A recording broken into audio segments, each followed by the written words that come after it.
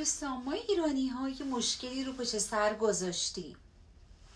حالمون اصلا خوب نیست. آره، اما ما خوب خانواده ایم، نه؟ آره، ارباب پدر من، ما همه خانواده ایم و یه رازی داریم که خانه مثلا مثل بین من و اون میدان چی و آقا اینا الان یه رازی هست.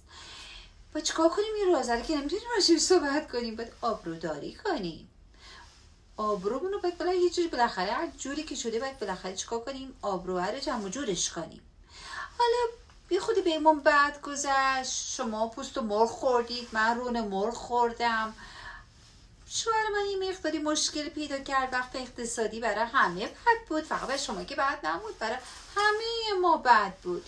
حالا این بادلاقی بود رفتیم توی این بادلاقه رفتیم بیشتر توش گیر کردیم و اینا، اما خب اومدیم ازش بیرون.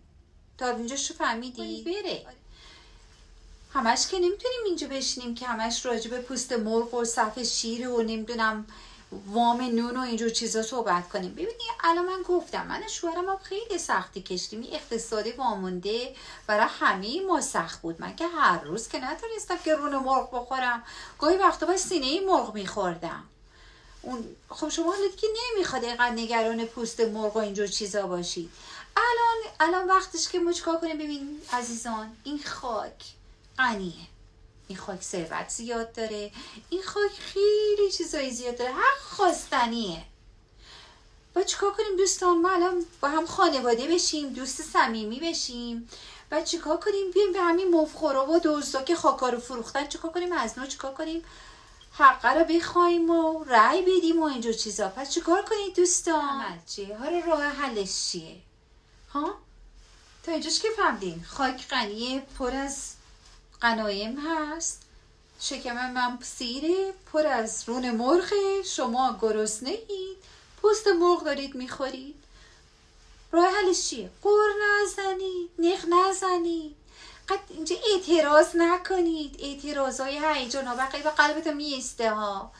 بیایید اینجا پشت سر من واسید. گفتم ما الان دیگه خانواده ایم، دوست خانواده. به پشت سر من واسید، مزخرفات منو گوش کنید، اراجیف منو گوش کنید. ببینید من گناه دارم، من راز دارم. اونجا بادلاقه اونجا واسطه میدون چینم، اونجا بادلاقه میرم توش گیر میکنم. بیاید پشت سر من واسید، من برید من رأی بدیم به چی؟ به حق دادنیست و گرفتنیست. آره والا نقبقم نزنید. اما مثل که من هرچی بیشتر تاکید میکنم مثل که برعکس داره میشه. خب حالا دیگه شما دیگه همین دیگه قانع باشید، گوش نیست نخورید، آب نیست نخورید، هوا نیست نخورید. لازم نداری؟ آخه هم چیز موردی نیست که حالا شما راجبش نق میزنید.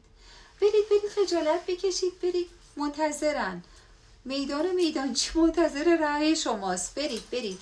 منم گفتم الان که این کار انجام دادم دیگه رونای مرغی میاد در خونه همون. آره فعلا برید تا ویدیوی بعدی دوستان.